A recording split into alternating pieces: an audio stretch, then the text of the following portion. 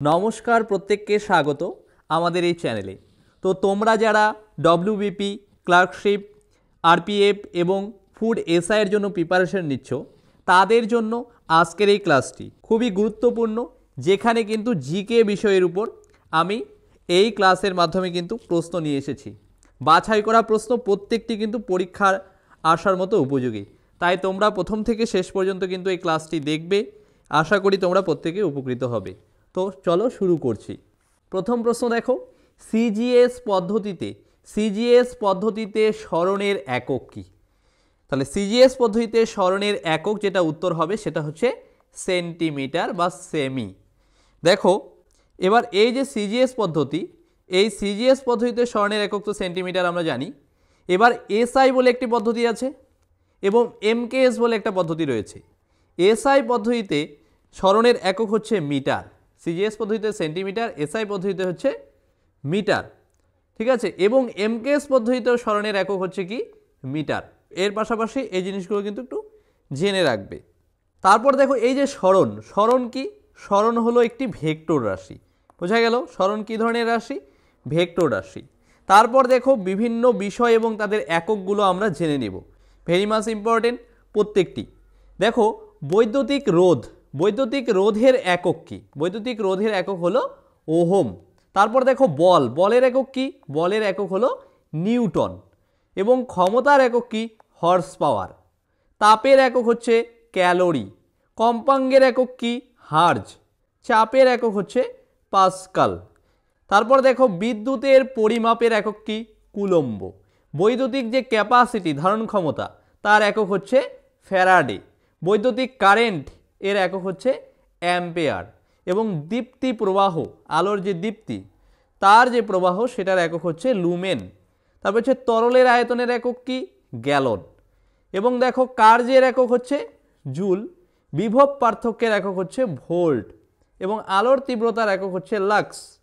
এবং আলোর তরঙ্গ দৈর্ঘ্য যে রয়েছে তার একক হচ্ছে আর্মস্ট্রং। এবং বায়ুমণ্ডলের যে চাপ তার একক হচ্ছে বার। তরলের আয়তনের একক হচ্ছে ব্যারেল। মূল্যবান যে রত্ন রয়েছে যেরকম সোনা, প্লাটিনাম ইত্যাদির একক হচ্ছে ক্যারেট।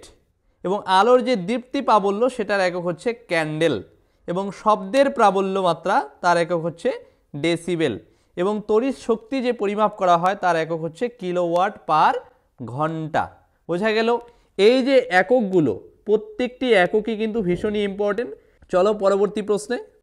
তাহলে পরবর্তী প্রশ্ন কি রয়েছে দেখো, দিল্লির কোন সুলতানের শাসনকালে সিজদা ও পাইবস প্রথা চালু হয়েছিল?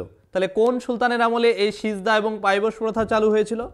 তখন যে সুলতান ছিলেন তার নাম হচ্ছে গিয়াসউদ্দিন বলবন। গিয়াসউদ্দিন বলবনের সময় কিন্তু এই সিজদা এবং পাইবস প্রথা কিন্তু চালু হয়েছে। কোন ক্ষেত্রে দেখো, এই যে গিয়াসউদ্দিন বলবনের সময়ে পার্শ্বিক রীতি অনুযায়ী এই সিজদা এবং পাইবস প্রথা কিন্তু চালু হয়েছে। যেখানে সিজদা হলো কি? সিজদা হলো সিংহাসনের সামনে নতজানু হওয়া, অর্থাৎ সিংহাসনের সামনে নিজেকে নত করা। আর পাইবস হচ্ছে সুলতানের কি? সুলতানের পদযুগলকে চুম্বন করা। মানে সুলতান হচ্ছে কি? সুলতান হচ্ছে কোনো একটা শাসন ব্যবস্থার সর্বাধিনায়ক, তার পদযুগলে, পায়ের যুগলে কি করতে হবে? চুম্বন করতে হবে, তাকে সম্মান জানাতে। এবং সিংহাসনের সামনে গিয়ে প্রজাদেরকে কি নতজানু হতে হবে, মাথা ঠেকিয়ে প্রণাম করতে হবে। এই যে প্রথাগুলো, এই প্রথাগুলো চালু করেছিলেন কে? দিল্লির যে সুলতানি শাসক তিনি হচ্ছেন গিয়াসউদ্দিন বলবন। বন্ধুরা তোমরা জানো 12,000 ডাব্লিউবিপি প্লাস 3,500 কলকাতা পুলিশের কনস্টেবল পদে আগামী 1 মাসের মধ্যে ভ্যাকেন্সি নিশ্চিতভাবে বের হচ্ছে। এবার কিন্তু কলকাতা পুলিশের কাট অফ গিয়েছে 67। তাই তোমাদের কিন্তু এখন থেকে ভালোভাবে প্রস্তুতি নিতে হবে যদি এনিহাও তোমাদের একটি সিট চাই। অলরেডি আমাদের পুলিশের 3টি ব্যাচে ক্লাস চলছে, এটি 4th ব্যাচ। তাই যদি প্রস্তুতি নিয়ে এইবারই পাশ করতে চাও অবশ্যই কিন্তু এই নাম্বারে একবার হোয়াটসঅ্যাপ করে নাও। ওয়ান টাইম পেমেন্ট, যতদিন না চাকরি পাচ্ছ ক্লাস করতে পারবে। অধ্যায়ভিত্তিক সমস্ত সাবজেক্ট, একই সঙ্গে প্রিলি ও মেন পরীক্ষার প্রস্তুতি দেওয়া হবে। Live class, recorded class plus PDF, শেষ মুহূর্তে সাজেশন, প্র্যাকটিস সেট সমস্ত কিছুই পাবে এখানে। আমাদের কিন্তু কলকাতা পুলিশের পরীক্ষায় 90% কমনের প্রমাণ রয়েছে। 5ই জুন তারিখে টেলিগ্রামে প্রমাণ দেওয়া হয়েছে সেই ভিডিওতে। এই ব্যাচেই প্রথম 100 জন তোমরা 30% ডিসকাউন্ট পাবে, মানে প্রথম যে 100 জন ভর্তি হবে তাদের 30% ডিসকাউন্ট দেওয়া হবে। পাস করতে হলে তাড়াতাড়ি হোয়াটসঅ্যাপ করো। তাছাড়া আমাদের এসএসসি জিডি, ওয়েস্ট বেঙ্গল পুলিশের এসআই, ফুড এসআই, আরপিএফ সমস্ত পরীক্ষার কোর্স রয়েছে, সুতরাং পাস করতে হলে তাড়াতাড়ি এই নাম্বারে একবার হোয়াটসঅ্যাপ করো। পরবর্তী প্রশ্ন দেখো, নিউটন, এই যে নিউটন, বিজ্ঞানী নিউটন কত খ্রিস্টাব্দে তার প্রিন্সিপিয়া, প্রিন্সিপিয়া হচ্ছে একটি উল্লেখযোগ্য গ্রন্থ, এই প্রিন্সিপিয়া গ্রন্থটি প্রকাশ করেছিল কত সালে? তাহলে বিজ্ঞানী নিউটন প্রিন্সিপিয়া নামক গ্রন্থটি কিন্তু প্রকাশ করেছে 1687 সালে। কত সালে? 1687 সালে তার এই প্রিন্সিপিয়া গ্রন্থটি প্রকাশিত হয়। দেখো এই প্রিন্সিপিয়া গ্রন্থে কি বলা আছে? বস্তুর গতি সম্বন্ধীয় বিভিন্ন পরীক্ষা নিরীক্ষা ও ঘটনার বিশ্লেষণ করে স্যার আইজ্যাক নিউটন, এখানে নিউটন বলতে স্যার আইজ্যাক নিউটনের কথা বলছে, 1687 খ্রিস্টাব্দে এই প্রিন্সিপিয়া নামক গ্রন্থটি কিন্তু 3টি মৌলিক সূত্রে প্রকাশ করেন কিন্তু, ঠিক আছে। আর এই যে সূত্র, এই সূত্র 3টিকে কিন্তু বলা হয় নিউটনের গতিসূত্র। তিনি যে 3টি সূত্রের কথা বলেন, এই সূত্রগুলোকে নিউটনের গতিসূত্র বলা হয়ে থাকে। এই সূত্রগুলি যেটা বলছে গতিবিদ্যা এবং জ্যোতির্বিজ্ঞানের কিন্তু ভিত্তি বলা যেতে পারে। এবার নিউটন তার গতিসূত্রের সাহায্যে কিন্তু এই গতিবিদ্যা এবং জ্যোতির্বিদ্যার কিন্তু কি করেছেন? বিশ্লেষণ করেছেন গতিবিদ্যাকে সাহায্য করে। যে কোনো বস্তু, তিনি বলেছেন যে কোনো বস্তু তার চারপাশের অন্য বস্তুর প্রভাবের ফলে যে গতি লাভ করে, হ্যাঁ, তার ব্যাখ্যা কিন্তু তিনি দিয়েছেন তার এই তত্ত্বে। আর এই যে সূত্র, এই সূত্র থেকেই নাকি বলবিদ্যার সূচনা হয়েছে। কে বলেছেন? এটা কিন্তু স্যার আইজ্যাক নিউটন বলেছে। কোন তত্ত্বে? তা কোন গ্রন্থে? সেটা হচ্ছে প্রিন্সিপিয়া নামক গ্রন্থে। ভালো করে মনে রাখবে। পরবর্তী প্রশ্ন দেখো কি রয়েছে, প্রাচীন আমলে কোন ধর্মে মোক্ষ বা মুক্তি লাভের জন্য ত্রিরত্ন এর কথা বলা হয়েছে? তাহলে ত্রিরত্নের কথা বলা হয়েছে হলো জৈন ধর্ম। জৈন ধর্মের যারা মেনে চলে আদর্শবাদী, তারা কিন্তু এই ত্রিরত্নের পথকে কিন্তু বা আদর্শকে কিন্তু মেনে চলে। এবং দেখো এই যে জৈন ধর্মে যারা বিশ্বাসী, জৈন ধর্মের যারা অনুগামী, তাদের মূল লক্ষ্যই হচ্ছে এই ত্রিরত্নকে কি করা, তিনটা রত্নকে কি করা, মেনে চলা। যার মাধ্যমে কিন্তু জৈন ধর্ম যারা এই ত্রিরত্ন মেনে চলবে তাদের কি হবে? যারা মেনে চলবে তাদের কিন্তু মোক্ষ বা মুক্তি লাভ হবে। এবার দেখো জৈন ধর্মমত অনুসারে জ্ঞান ও ক্রিয়ার মাধ্যমে এই মুক্তি কিন্তু অর্জন করা যায়, ঠিক আছে। এই যে 3টি রত্ন, এই 3টি রত্ন কি কি দেখো, একটি রত্ন হলো জ্ঞান, আরেকটি রত্ন হলো কর্ম এবং আরেকটি রত্ন হলো মুক্তি। এই হলো 3টি রত্ন, যাকে একসঙ্গে কি বলা হয়? ত্রিরত্ন কিন্তু বলা হয়। তারপর দেখো বিভিন্ন ধর্ম এবং মতবাদের প্রতিষ্ঠাতা, ভেরি ইম্পর্টেন্ট, ঠিক আছে। এই ধরনের টার্মগুলো কি পয়েন্টস আকারে কিন্তু আমি এনেছি, ভালো করে মনে রাখবে। দেখো শিখ ধর্ম, শিখ ধর্মের প্রতিষ্ঠাতাকে গুরু নানক, বৈষ্ণব ধর্মের প্রতিষ্ঠাতা চৈতন্যদেব, জৈন ধর্মের প্রতিষ্ঠাতা ঋষভনাথ, তারপরে বৌদ্ধ ধর্মের প্রতিষ্ঠাতা হচ্ছে গৌতম বুদ্ধ, ঠিক আছে। এই যে রিলেটেড যে ধর্ম এবং ধর্মের প্রতিষ্ঠাতা, এগুলো কিন্তু দেখবে বিভিন্ন পরীক্ষায় কিন্তু এসেছে, ঠিক আছে। তারপর দেখো যে সর্বেশ্বরবাদ ধর্ম, এর প্রতিষ্ঠাতাকে বাবর, দ্বৈতবাদ ধর্মের প্রতিষ্ঠাতাকে বল্লভাচার্য, দ্বীন-ই ইলাহি, এই যে আকবর প্রবর্তন করেছিলেন এই ধর্মমতের। তারপরে কর্মবাদ গৌতম বুদ্ধ, অদ্বৈতবাদ শঙ্করাচার্য, চতুর্জাম সম্বর পার্শ্বনাথ। প্রত্যেকটি হচ্ছে বিভিন্ন ধর্ম এবং তাদের প্রতিষ্ঠাতা, আমরা জেনে নিলাম। পরীক্ষার জন্য প্রত্যেকটি ইম্পর্টেন্ট। আচ্ছা, পরবর্তী প্রশ্ন, এই দেখো কত সালে ভারতীয় বন সংরক্ষণ আইন চালু করা হয়? ভারতীয় বন সংরক্ষণ আইন কত সালে চালু করা হয়? ভারতীয় যে বন সংরক্ষণ আইন চালু হয়েছে সেটা কিন্তু 1980 সালে। কত সালে? 1980 সালে। এবার দেখো এই যে 1980 সালে বন সংরক্ষণ আইন চালু হলো, সেখানে কি বলা হয়েছে? সেখানে বলা হয়েছে যে 1988 সালে জাতীয় বননীতি, হ্যাঁ, এবং ভারতীয় বন সংরক্ষণের আইনের কি করা হবে? পরিবর্তন ঘটানো হবে। এই সব আইনি ব্যবস্থার মাধ্যমে বন সংরক্ষণের উদ্যোগ কিন্তু নেওয়া হলেও বন বিনাশের কাজ এখনো সম্পূর্ণ কিন্তু বন্ধ করা যায়নি। মানে এখানে কিন্তু বলেছে যে বন জঙ্গলকে সংরক্ষণ করতে হবে, কিন্তু ক্রমাগত হারে যে বন ধ্বংস হচ্ছে সেই ব্যাপারে কিন্তু এখানে কিন্তু কোনো রকম উদ্যোগ কিন্তু সেরকমভাবে নেওয়া হয়নি। আচ্ছা, পরবর্তী দেখো কি রয়েছে, ভীষণই ইম্পর্টেন্ট, এই যে আগন্তুক প্রজাতির উদাহরণ। আগন্তুক প্রজাতিটা কি? মনে করলাম অন্য কোনো দেশ থেকে, অর্থাৎ আমাদের নিজেদের দেশের বাইরে অন্য কোনো দেশ থেকে কোনো গাছকে যদি আমদানি করে আনা হয়, এই ধরনের আগন্তুক শব্দটা ব্যবহার হয়, অর্থাৎ বিদেশি। এবার দেখো আগন্তুক প্রজাতির কোনটা গাছ? আম গাছ, বাঁশ গাছ, নিম গাছ, ইউক্যালিপটাস গাছ। সেটা হচ্ছে ইউক্যালিপটাস গাছ, এটা হচ্ছে একটা আগন্তুক প্রজাতির গাছ। কেন আগন্তুক প্রজাতির? দেখো ওই যে দেশের চাহিদা পূরণের বাইরে কোনো প্রজাতি আমদানি করে অথবা নতুন প্রজাতি সংকর পদ্ধতিতে তৈরি করে তা লালন পালন করা হলে তাকেই বলা হয় আগন্তুক বা বহিরাগত প্রজাতি। বোঝা গেল আগন্তুকের আরেকটা শব্দ কি? বহিরাগত প্রজাতি। এবার দেখো এরকমই একটা গাছ হচ্ছে ইউক্যালিপটাস গাছ, যেটা কি রয়েছে, যেটা কিন্তু অস্ট্রেলিয়া থেকে ভারতবর্ষে কিন্তু আমদানি করা হয়েছে এবং বাণিজ্যিক উদ্দেশ্যে ব্যাপক আকারে কিন্তু এই গাছ কিন্তু চাষ করা হয়। ঠিক আছে, কাষ্ঠশিল্প নির্মাণ এবং বিভিন্ন বনজ সম্পদ তৈরিতে কিন্তু এই উদ্ভিদ কিন্তু ভীষণই কাজে লাগে। পরবর্তী প্রশ্নে দেখো বিজ্ঞান শনাক্ত অষ্টক সূত্র। অষ্টক সূত্র কোন বিজ্ঞানী আবিষ্কার করেন? তাহলে অষ্টক সূত্র আবিষ্কার করেছেন হলো বিজ্ঞানী নিউল্যান্ড। নিউল্যান্ড কি করেছে? তার অষ্টক সূত্র আবিষ্কার করেছে। পরবর্তী প্রশ্ন, এই যে তুর্কি সাম্রাজ্যের নির্মাতা কাকে বলা হয়? তাহলে এই যে তুর্কিদের যে সাম্রাজ্য, এই সাম্রাজ্যের নির্মাণ করেছে কে? তুর্কি সাম্রাজ্যের নির্মাণ করেছে হলো আলাউদ্দিন খলজি। খলজি বংশের একজন শাসক আলাউদ্দিন খলজি, তিনি কিন্তু এই তুর্কি সাম্রাজ্যের কিন্তু নির্মাতা বলা হয়ে থাকে তাকে। পরবর্তী প্রশ্ন দেখো হিন্দু পাদশাহী আদর্শের রূপকার কে? হিন্দু পাদশাহী আদর্শের রূপকার কে? দেখো হিন্দু পাদশাহী হচ্ছে ধর্মাবলম্বীর আদর্শ, যেখানে কিন্তু মারাঠা একজন পেশোয়া বাজিরাও তিনি কিন্তু এই হিন্দু পাদশাহী আদর্শের কিন্তু রূপকার ছিলেন। এবার দেখো এই যে হিন্দু পাদশাহী আদর্শের রূপকার যে পেশোয়া বাজিরাও মারাঠা শাসক। এবার পেশোয়া প্রথম বাজিরাও তিনি যখন ছিলেন সেই সময়কাল ছিল 1720 থেকে 40 খ্রিস্টাব্দ।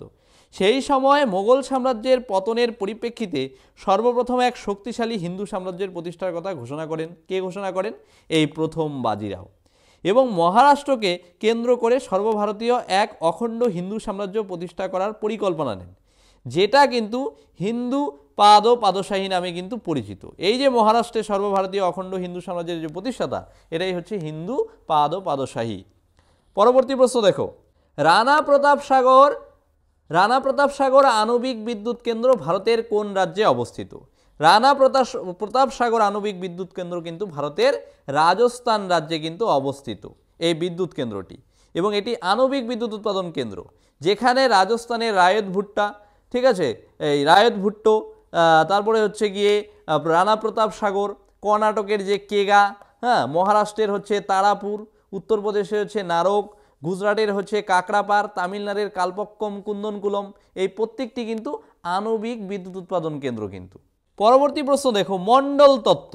মণ্ডল তত্ত্বের প্রবক্তা কে? তাহলে মণ্ডল তত্ত্ব হচ্ছে ঐতিহাসিক এক ধরনের তত্ত্ব, যে তত্ত্বের প্রবক্তা হলেন কৌটিল্য বা চাণক্য, ঠিক আছে, বা বিষ্ণুগুপ্ত। এই যে কৌটিল্য বা চাণক্য, যিনি কিন্তু মণ্ডল তত্ত্বের কি প্রবক্তা, ঠিক আছে। এবার তিনি কিন্তু চন্দ্রগুপ্তের কিন্তু প্রধানমন্ত্রী ছিলেন এই কৌটিল্য।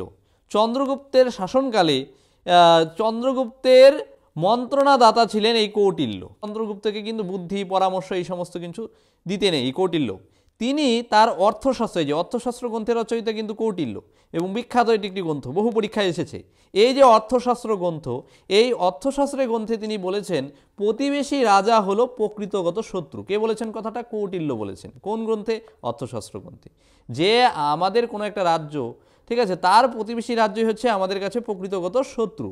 আবার যদি দেখা যায় তার পরের প্রতিবেশী রাজা, সে কিন্তু আবার কিন্তু মিত্র, ঠিক আছে। কথাটা কিন্তু অনেকাংশে কিন্তু ঠিক। কেন? দেখো যে কোনো বিবেচক রাজার কর্তব্য কি?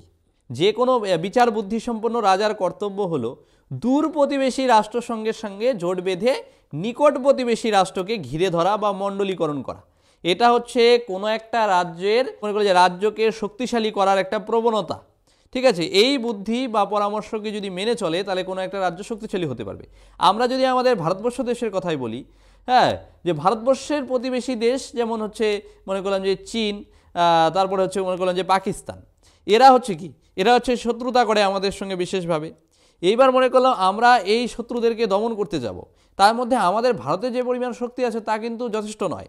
এবার বিদেশি শক্তিশালী দেশ যেমন আমেরিকা, রাশিয়া, ঠিক আছে, বা ইউরোপের দেশগুলো, তার যদি সহযোগিতা নেই, তাদের থেকে অস্ত্র মোতায়েন, আর্থিক সহযোগিতা বিভিন্নভাবে যদি নিয়ে থাকি, তাহলে প্রতিবেশী যে দেশগুলো, যেগুলো আমাদের শত্রুপরায়ণ দেশ রয়েছে, তারা কিন্তু আমাদের সঙ্গে কি শত্রুতায় বেশি করে লিপ্ত হতে পারবে না, কারণ তাদের মনে ভয় হবে। এবার আমরা যদি বিদেশি যে আমেরিকা, রাশিয়া, ইউরোপের দেশগুলোর সঙ্গে যদি শত্রুতা করি, তাহলে কি হবে? তাহলে আমার যে প্রতিবেশী যে দেশগুলো রয়েছে শত্রু সম্পন্ন দেশ, তারা কিন্তু বেশি সুযোগ পাবে। হ্যাঁ, তাহলে এরকমই কিন্তু দেখো এই যে মণ্ডলীকরণ প্রথার কথা কিন্তু চাণক্য বলেছেন, যেখানে বিদেশি দূরবর্তী কোনো রাষ্ট্রের সঙ্গে কিন্তু ভালো সম্পর্ক গঠন করতে বলছে এবং প্রতিবেশী দেশ যে কাছের যেগুলো রয়েছে তাদের সঙ্গে কিন্তু কঠোরভাবে সম্পর্ক কিন্তু বলছে। ঠিক আছে, এটাকেই বলা হয় মণ্ডলীকরণ, ভীষণ ইম্পর্টেন্ট। তারপরে দেখো এই যে বিজ্ঞানগত একটা প্রশ্ন, এই যে ধনাত্মক আয়নযুক্ত আয়নকে কি বলা হয়? তাহলে ধনাত্মক আয়নযুক্ত আয়নকে কিন্তু বলা হয় ক্যাটায়ন। ঠিক আছে, এবং ঋণাত্মক আয়নযুক্ত আয়নকে কিন্তু বলা হয় অ্যানায়ন। দেখো এই যে ধনাত্মক আধানযুক্ত ক্যাটায়ন, পরমাণুর সবচেয়ে বাইরের কক্ষের এক বা একাধিক ইলেকট্রন বর্জিত হয়ে কিন্তু এই ক্যাটায়ন উৎপন্ন হয়। ঠিক আছে, পরমাণুর মধ্যে ইলেকট্রন, প্রোটন, নিউট্রন রয়েছে, যেখানে কিন্তু বলছে ইলেকট্রন বর্জিত হয়ে কিন্তু ক্যাটায়নটা কিন্তু উৎপন্ন করে। আর ঋণাত্মক আধানযুক্ত যে আয়ন সেটাকে কি বলা হয়? এই যে অ্যানায়ন বলা হয়। আর পরমাণু তার বাইরের কক্ষে এক বা একাধিক ইলেকট্রন কিন্তু গ্রহণ করে, যেটা কিসে পরিণত হয়? সেটা কিন্তু অ্যানায়নে পরিণত হয়। বোঝা গেল ক্যাটায়ন অ্যানায়ন সম্পর্কিত, ভালো করে মনে রাখবে। পরবর্তী প্রশ্ন দেখো, ভারতের রাজ্য আইনসভার উচ্চকক্ষে কি বলা হয়? ভারতবর্ষের রাজ্য আইনসভা কিন্তু বলেছে। দেখো ভারতবর্ষের যে কেন্দ্রীয় উচ্চসভা হচ্ছে কি? রাজ্যসভা। কিন্তু রাজ্য আইনসভার যে উচ্চকক্ষ, যেটাকে কিন্তু বলা হয় বিধান পরিষদ। কিন্তু তবুও কিন্তু প্রতিটি রাজ্যে কিন্তু বিধান পরিষদ কিন্তু নেই। দেখো রাজ্য আইনসভার উচ্চকক্ষকে বলা হয় বিধান পরিষদ। বেশিরভাগ ক্ষেত্রে রাজ্যে এক কক্ষ বিশিষ্ট। ঠিক আছে, যেমন পশ্চিমবঙ্গ হচ্ছে এক কক্ষ বিশিষ্ট রাজ্য। হ্যাঁ, আবার কতগুলো রাজ্য আছে যেগুলো কিন্তু আইনসভা কিন্তু দ্বিকক্ষ বিশিষ্ট। দেখো বর্তমানে কিছু রাজ্যকে দ্বিকক্ষ বিশিষ্ট আইনসভা রয়েছে। ঠিক আছে, যেটা কিন্তু 169 ধারা অনুযায়ী ভারতীয় সংবিধানে বিধান পরিষদের বিলুপ্তি সৃষ্টির কথা কিন্তু বলা হয়েছে। বিধান পরিষদ কিন্তু দ্বিকক্ষ, ভারতবর্ষে যখন তৈরি হয় রাজ্য আইনসভা তৈরি হওয়ার সময় কিন্তু প্রথম দিকে কিন্তু এই রাজ্য বিধান পরিষদ কিন্তু বিভিন্ন রাজ্যে ছিল, ক্রমশ তা কিন্তু অনেকটা কমে গিয়েছে। কেননা এই যে 169 ধারা অনুযায়ী কিন্তু সংবিধানে বলা হয়েছে যে বিলুপ্তির কথা বলা হয়েছে বিধান পরিষদের কথা। তারপর দেখো কি রয়েছে, কার রাজত্বকালে ভারতীয় উপমহাদেশের সবচেয়ে বড় আদিনা মসজিদ নির্মাণ করা হয়েছিল? তাহলে আদিনা মসজিদ কার আমলে নির্মাণ করা হয়েছিল? তখন দিল্লির সম্রাট ছিলেন সিকান্দার শাহের আমলে কিন্তু এই আদিনা মসজিদ কিন্তু নির্মাণ হয়েছে। এবার দেখো এই যে সিকান্দার শাহ আদিনা মসজিদ নির্মাণ করেছিলেন, তিনি ইলিয়াস শাহী বংশের দ্বিতীয় একজন শাসক ছিলেন। ঠিক আছে, যে তার নাম হচ্ছে সিকান্দার শাহ। 14শ শতাব্দীতে দিল্লির সুলতানের বিরুদ্ধে তিনি দুবার যুদ্ধ করেছিলেন। যুদ্ধ জয়ের পর তার স্মারক হিসেবে কিন্তু এই আদিনা মসজিদ কিন্তু নির্মাণ করেছিলেন। বোঝা গেল? তাহলে আদিনা মসজিদ নির্মাণ করেছেন কে? সিকান্দার শাহ। পরবর্তী প্রশ্ন দেখো, কে পাবলিক অ্যাকাউন্টস কমিটিতে চেয়ারম্যান নিয়োগ করে থাকেন? পাবলিক অ্যাকাউন্টস কমিটিতে কে চেয়ারম্যান নিয়োগ করে থাকে? সেটা হচ্ছে লোকসভার অধ্যক্ষ, লোকসভার যিনি সর্বাধিনায়ক। ঠিক আছে, লোকসভাকে যিনি পরিচালনা করেন, অধ্যক্ষ, তিনি কিন্তু এই পাবলিক অ্যাকাউন্টস কমিটির গঠন করে এবং তার যে চেয়ারম্যান সেই পদটা কিন্তু নিয়োগ করেন। এবার দেখো লোকসভার অধ্যক্ষকে বলা হয় হচ্ছে স্পিকার। বর্তমানে যিনি লোকসভার অধ্যক্ষ রয়েছেন বা স্পিকার রয়েছেন তিনি হলেন ওম বিড়লা। ভালো করে মনে রাখবে, একটা ইম্পর্টেন্ট প্রশ্ন। বর্তমানে লোকসভার স্পিকারকে ওম বিড়লা। তারপর দেখো লোকসভা হচ্ছে ভারতীয় যে আইনসভা রয়েছে, ভারতীয় আইনসভার হচ্ছে নিম্নকক্ষ। আর উচ্চকক্ষ কি? উচ্চকক্ষ হচ্ছে রাজ্যসভা। এই যে নিম্নকক্ষ লোকসভা, এই কক্ষের প্রতিনিধিরা প্রত্যক্ষভাবে কিন্তু জনগণ কর্তৃক নির্বাচিত হয়, অর্থাৎ জনগণের ভোটের মাধ্যমে কিন্তু এই যে সদস্য যারা রয়েছে সংসদ, তারা কিন্তু নির্বাচিত হয়ে থাকে। এবার দেখো শ্রী গণেশ বাসুদেব মভলঙ্কার, তিনি কিন্তু 1952 থেকে 56 সাল পর্যন্ত ভারতের স্পিকার ছিলেন। ঠিক আছে, লোকসভার অধ্যক্ষ ছিলেন এবং তিনি হচ্ছে প্রথম লোকসভার স্পিকার। ঠিক আছে, প্রশ্ন আসে পরীক্ষায় যে প্রথম লোকসভার স্পিকারকে, তাহলে উত্তর হবে শ্রী গণেশ বাসুদেব মভলঙ্কার। আচ্ছা, তারপর কি রয়েছে দেখো, নিম্নলিখিত কোন রাজ্যটির মধ্যে চম্বল নদী প্রবাহিত হয়নি? ভালো করে বুঝতে হবে প্রশ্নটা, হয়নি বলেছে। হ্যাঁ, তার মানে কোন রাজ্যের মধ্য দিয়ে চম্বল নদী প্রবাহিত হয়নি? তাহলে চম্বল নদী হচ্ছে কি? উত্তর ভারতের একটি নদী। হ্যাঁ, উত্তরপ্রদেশ, মধ্যপ্রদেশ, রাজস্থান, গুজরাট। ঠিক আছে, দেখো এই উত্তরপ্রদেশ, মধ্যপ্রদেশ, রাজস্থান ইত্যাদির মধ্য দিয়ে কিন্তু প্রবাহিত হয়েছে, কিন্তু গুজরাটের মধ্য দিয়ে কিন্তু প্রবাহিত হয়নি। ঠিক আছে, গুজরাটের উপর দিয়ে এই চম্বল নদী প্রবাহিত হয়নি, তাহলে সঠিক উত্তর হয়ে যাবে গুজরাট। দেখো এই যে চম্বল নদী হচ্ছে যমুনা নদীর প্রধান একটা উপনদী। ঠিক আছে, উপনদী, যমুনা নদীর প্রধান উপনদী হচ্ছে কি এই চম্বল নদী, এবং এটি বৃহত্তম গঙ্গা অববাহিকার কিন্তু একটা অংশ বলা যেতে পারে। এই যে নদীটি, এই নদীটি মধ্যপ্রদেশ রাজ্যে কিন্তু উৎপত্তি হয়েছে, তারপর মধ্যপ্রদেশ রাজস্থানের মধ্য দিয়ে, মধ্যপ্রদেশ হয়ে রাজস্থানের মধ্য দিয়ে প্রবাহিত হয়ে তারপর উত্তরপ্রদেশে এসে যমুনা নদীর সঙ্গে মিলিত হয়েছে। ঠিক আছে, দেখো কখনো কিন্তু এটা গুজরাটে যায়নি, তাই এটি একটি কিংবদন্তি নদী বলা যেতে পারে। প্রাচীন শাস্ত্রে এর উল্লেখ পাওয়া যায়। ঠিক আছে, প্রাচীন শাস্ত্রে বা গ্রন্থে এই চম্বল নদীর কিন্তু উল্লেখ রয়েছে। কার উপনদী? যমুনা নদীর কিন্তু উপনদী। পরবর্তী প্রশ্ন দেখো, কোন দেশের সহযোগিতায় দুর্গাপুরের স্টিল কারখানাটি স্থাপন করা হয়েছিল? তাহলে দুর্গাপুরের স্টিল কারখানা রয়েছে, এটা কোন দেশের সহযোগিতায় তৈরি হয়েছে?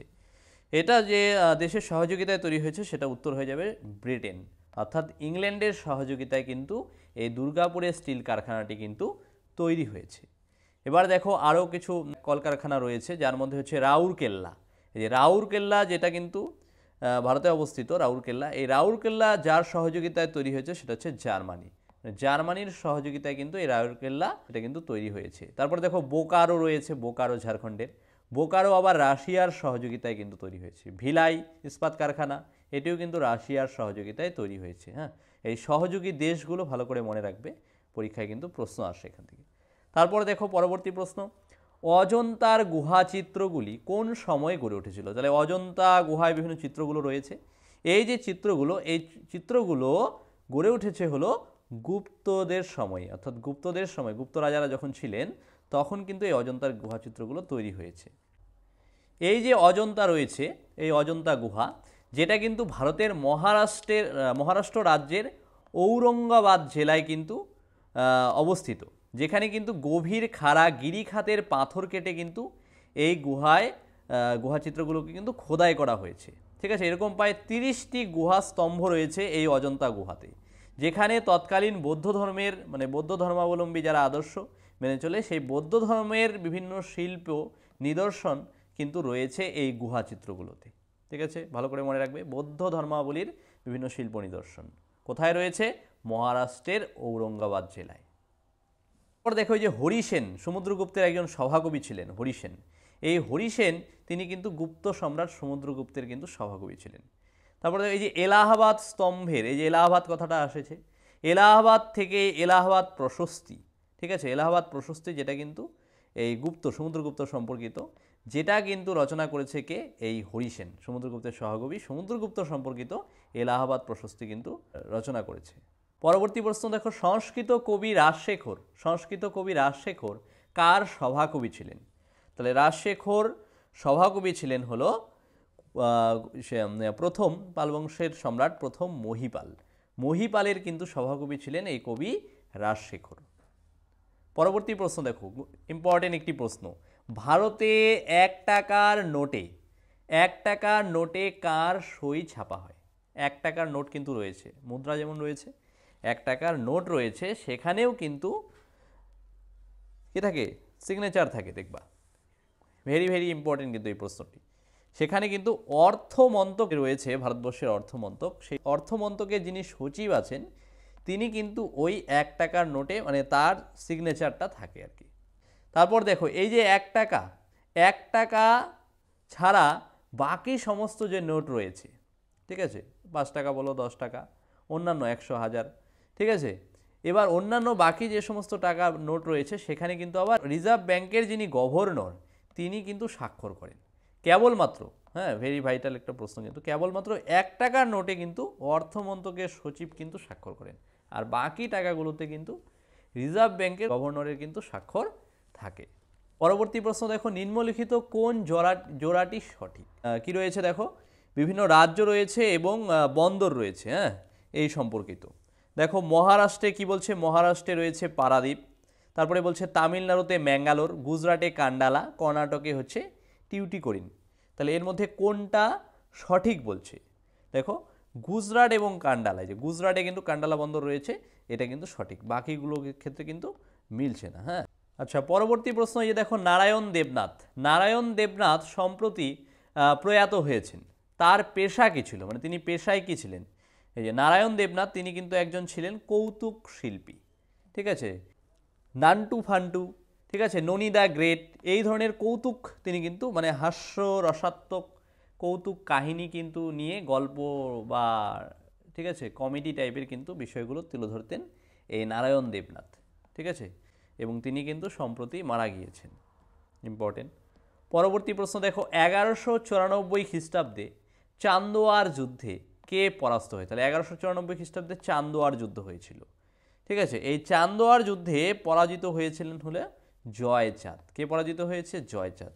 এবার দেখো, এই যে 1194 খ্রিস্টাব্দে চান্দোয়ার যুদ্ধ হলো, যে যুদ্ধে জয়চাঁদ কুতুবউদ্দিন আইবকের কাছে কিন্তু পরাজিত হয়েছে, মানে জয়চাঁদের সঙ্গে কুতুবউদ্দিনের কিন্তু যুদ্ধটা হয়েছিল। আইবক ছিলেন মোহাম্মদ ঘুরির একজন দাস। মোহাম্মদ ঘুরি রয়েছে তুর্কি শাসক, এই তারই কিন্তু দাস ছিলেন এই কুতুবউদ্দিন আইবক, এবং দিল্লির দাস বংশের প্রতিষ্ঠাতা কিন্তু বলা হয়ে থাকে এই কুতুবউদ্দিন আইবককে কিন্তু। হ্যাঁ, এবার এই দেখো, এই যে জয়চাঁদ, এই জয়চাঁদ ছিলেন চান্দোয়া বংশের একজন রাজপুত রাজা।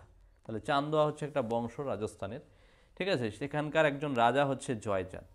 এবার জয়চাঁদ উত্তরপ্রদেশের কনৌজ অঞ্চল শাসন করছিলেন সেই সময়ে। তখন মোহাম্মদ ঘুরি দ্বারা পরিচালিত প্রধান যে যুদ্ধগুলো হয়েছিল, ঠিক আছে, তার মধ্যে একটা হচ্ছে চান্দোয়ার যুদ্ধ। ঠিক আছে, যেটা হচ্ছে 1194 সালে হয়েছিল। এবার আরও কিছু যুদ্ধ কিন্তু হয়েছে, তার মধ্যে দেখো এই যে তরাইনের প্রথম যুদ্ধ মোহাম্মদ ঘুরির সঙ্গে হয়েছিল 1191 খ্রিস্টাব্দে, মোহাম্মদ ঘুরির সঙ্গে পৃথ্বীরাজ চৌহানের। ঠিক আছে, চৌহান বংশীয় রাজা পৃথ্বীরাজ চৌহান, তার সঙ্গে কিন্তু মোহাম্মদ ঘুরির এই যুদ্ধটা হয়েছিল, যেখানে কিন্তু পৃথ্বীরাজ চৌহান কিন্তু জয়ী হয় প্রথম যুদ্ধ। পরে দেখো ঠিক পরের বছর তরাইনের দ্বিতীয় যুদ্ধ হয়েছিল 1192 সালে, সেখানে কিন্তু মোহাম্মদ ঘুরি আবার জয়লাভ করে এই পৃথ্বীরাজ চৌহানকে হারিয়ে। এবং চান্দোয়ার যুদ্ধ, যেটা কিন্তু 1194 খ্রিস্টাব্দে হয়েছিল, মোহাম্মদ ঘুরি কিন্তু সেখানেও কিন্তু জয়ী হয়েছিল। ঠিক আছে, এবং দাস রাজবংশটি পরবর্তী সময়ে মোহাম্মদ ঘুরি মারা যায়, এবং তার পরবর্তী যে মোহাম্মদ ঘুরির যে দাস কুতুবউদ্দিন আইবক, তিনিই কিন্তু এই দিল্লিতে এই দাস বংশের প্রতিষ্ঠাতা করে যান। ঠিক আছে, এবং দিল্লি সাম্রাজ্যের তার অধিকারে কিন্তু নিয়ে চলে আসে, এবং তিনি 1206 থেকে 1210 এই সময়টা পর্যন্ত কিন্তু দিল্লি শাসন ব্যবস্থা তিনি নিজে ছিলেন, এবং পরবর্তী সময়ে অন্যান্য শাসকরা কিন্তু এই দিল্লি বংশ কিন্তু সুলতান বংশ চালিয়েছে। 1206 থেকে মোটামুটি 1290 সাল পর্যন্ত এই দাস বংশ কিন্তু ছিল। ঠিক আছে, শাসন ব্যবস্থায়। এবার দেখো দাস রাজবংশ, যেটা কিন্তু মামলুক রাজবংশ নামেও পরিচিত, কোথাও কোথাও মামলুক রাজবংশের উল্লেখ আছে দাস বংশের জায়গায়, ভালো করে মনে রাখবে প্রত্যেকটা বিষয়। পরবর্তী প্রশ্ন দেখো, জালাউদ্দিন বর্ণী। জালাউদ্দিন বর্ণী কে ছিলেন? জালাউদ্দিন বর্ণী ছিলেন একজন শাসক। তিনি কোথার শাসক? এই যে খিবা বলে একটি জায়গা রয়েছে, খিবা বা খোয়ারজিম, এই অঞ্চলের শাসক কিন্তু ছিলেন এই জালালউদ্দিন বর্ণী। তারপরে প্রশ্ন দেখো, নিম্নোক্ত কোনটি বাবরের জন্মভূমি? তাহলে বাবর হচ্ছে কি? মোগল বংশের প্রতিষ্ঠাতা। বাবরের জন্মভূমি হচ্ছে ফারগানা। কোথায় রয়েছে? ফারগানা। ঠিক আছে, এবার দেখো এই যে বাবরের সম্পূর্ণ নাম হচ্ছে জহিরুদ্দিন মোহাম্মদ বাবর। তিনি 1483 সালের 14 ফেব্রুয়ারি ফারগানা প্রদেশের আন্দিজান শহরে কিন্তু জন্মেছিলেন। ফারগানা বর্তমানে কিন্তু উজবেকিস্তান নামে পরিচিত। তিনি ফারগানা প্রদেশের শাসনকর্তা ওমর মির্জার পুত্র ছিলেন। ঠিক আছে, বাবরের বাবার নাম আবার কিন্তু ওমর মির্জা। পরবর্তী প্রশ্ন দেখো, নিম্নলিখিত অক্সাইডগুলির মধ্যে কোনটি প্রশম? ঠিক আছে, অক্সাইডগুলোর মধ্যে কিছু কিছু ক্ষারীয় আছে, প্রশম আছে, আম্লিক আছে। ঠিক আছে, তার মধ্যে দেখো প্রশম কোনটি অক্সাইডগুলোর মধ্যে? সেটা হয়ে যাবে কার্বন মনোঅক্সাইড। কার্বন মনোঅক্সাইডটা একটা হচ্ছে প্রশমিত অক্সাইড। তারপর দেখো সবচেয়ে ক্ষুদ্রতম মেমোরির একক কী? তাহলে মেমোরি, ক্ষুদ্রতম মেমোরি যেটাকে বলা হয় একক হিসেবে বিট। কি বলা হয়? বিট হচ্ছে সবচেয়ে ক্ষুদ্রতম মেমোরি। পরবর্তী প্রশ্ন দেখো, টোটো হলো এক প্রকারের আদিবাসী যাদের পাওয়া যাবে যে রাজ্যে, সেটি কোনটি? তাহলে টোটো হচ্ছে আদিম উপজাতির একটি গোষ্ঠীর নাম, যেটা কিন্তু পশ্চিমবঙ্গে রয়েছে। ঠিক আছে, বিশেষ করে পশ্চিমবঙ্গের উত্তর দিকে এই আলিপুরদুয়ার জেলায় কিন্তু টোটোদের জনজাতির কিন্তু লক্ষ্য করা যায়। ঠিক আছে, খুব কম সংখ্যায় রয়েছে এই জনজাতি। ঠিক আছে, খুব ইম্পর্টেন্ট কিন্তু পরীক্ষার জন্য। তাহলে টোটো উপজাতিদের বসবাস একমাত্র পশ্চিমবঙ্গে দেখা যায়, এবং পশ্চিমবঙ্গে আলিপুরদুয়ার জেলায় কিন্তু দেখা যায়, বাকি অন্যান্য জেলায় কিন্তু নেই বললে চলে।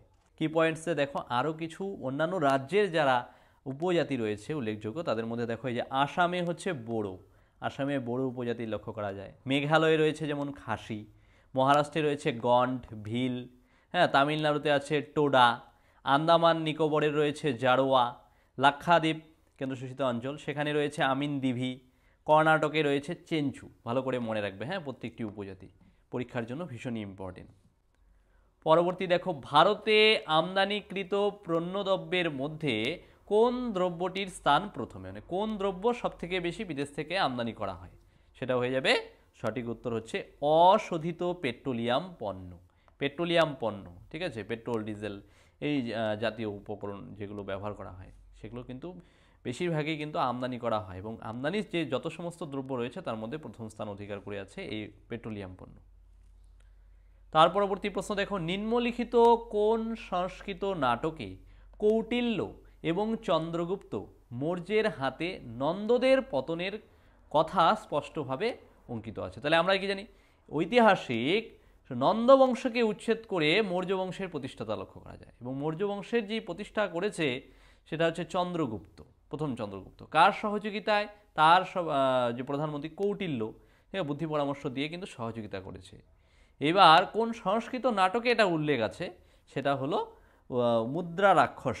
মুদ্রা রাক্ষস সংস্কৃত নাটকে কিন্তু মৌর্য বংশের প্রতিষ্ঠা হলো নন্দ বংশকে হারিয়ে, তার কথা কিন্তু উল্লেখ আছে। বুঝতে পারলে? বন্ধুরা, যদি এই ক্লাসের পিডিএফগুলো পেতে চাও অতি অবশ্যই ডেসক্রিপশনে দেওয়া লিঙ্কে ক্লিক করে টেলিগ্রামে জয়েন করে নাও, অথবা টেলিগ্রামে গিয়ে সার্চ করে নাও বেঙ্গলি নলেজ একাডেমি। কি দেখবে? বেঙ্গলি নলেজ একাডেমি, এই চ্যানেলটি, ও সেখানে জয়েন করে নিতে পারো। আর যদি তোমরা West Bengal police, RPF, PSC clerkship, food SI, SSC GD ইত্যাদি যে কোনো পরীক্ষার জন্য প্রস্তুতি নিতে চাও, অতি অবশ্যই স্ক্রিনে দেওয়া নাম্বারে একবার হোয়াটসঅ্যাপ করে নাও। পাশাপাশি আমাদের চ্যানেলে নতুন হলে প্রতিনিয়ত এই ধরনের ক্লাস পেতে হলে সাবস্ক্রাইব করে অল নোটিফিকেশন কিন্তু অতি অবশ্যই করে রাখবে। সাবস্ক্রাইব করার পর দেখবে 3টি অপশন পাবে, তারপর তোমরা অল অপশনটি কিন্তু সিলেক্ট করে রাখবে। তাতে করে আমরা যখনই ভিডিও দেব তোমাদের কাছে সবার প্রথমে নোটিফিকেশন চলে যাবে। তো বন্ধুরা, ধন্যবাদ। বন্ধুরা, তোমরা জানো 12,000 WBP প্লাস 3,500 কলকাতা পুলিশের কনস্টেবল পদে আগামী 1 মাসের মধ্যে ভ্যাকেন্সি নিশ্চিতভাবে বের হচ্ছে। এবার কিন্তু কলকাতা পুলিশের কাট অফ গিয়েছে 67। তাই তোমাদের কিন্তু এখন থেকে ভালোভাবে প্রস্তুতি নিতে হবে যদি এনিহাও তোমাদের একটি সিট চাই। অলরেডি আমাদের পুলিশের 3টি ব্যাচে ক্লাস চলছে, এটি 4th ব্যাচ। তাই যদি প্রস্তুতি নিয়ে এইবারই পাশ করতে চাও অবশ্যই কিন্তু এই নাম্বারে একবার হোয়াটসঅ্যাপ করে নাও। ওয়ান টাইম পেমেন্ট, যতদিন না চাকরি পাচ্ছ ক্লাস করতে পারবে। অধ্যায়ভিত্তিক সমস্ত সাবজেক্ট, একই সঙ্গে প্রিলি ও মেন পরীক্ষার প্রস্তুতি দেওয়া হবে। Live class, recorded class plus PDF, শেষ মুহূর্তে সাজেশন, প্র্যাকটিস সেট সমস্ত কিছুই পাবে এখানে। আমাদের কিন্তু কলকাতা পুলিশের পরীক্ষায় 90% কমনের প্রমাণ রয়েছে। 5ই জুন তারিখে টেলিগ্রামে প্রমাণ দেওয়া হয়েছে সেই ভিডিওতে। এই ব্যাচেই প্রথম 100 জন তোমরা 30% ডিসকাউন্ট পাবে, মানে প্রথম যে 100 জন ভর্তি হবে তাদের 30% ডিসকাউন্ট দেওয়া হবে। পাস করতে হলে তাড়াতাড়ি হোয়াটসঅ্যাপ করো। তাছাড়া আমাদের এসএসসি জিডি, ওয়েস্ট বেঙ্গল পুলিশের এসআই, ফুড এসআই, আরপিএফ সমস্ত পরীক্ষার কোর্স রয়েছে, সুতরাং পাস করতে হলে তাড়াতাড়ি এই নাম্বারে একবার হোয়াটসঅ্যাপ করো।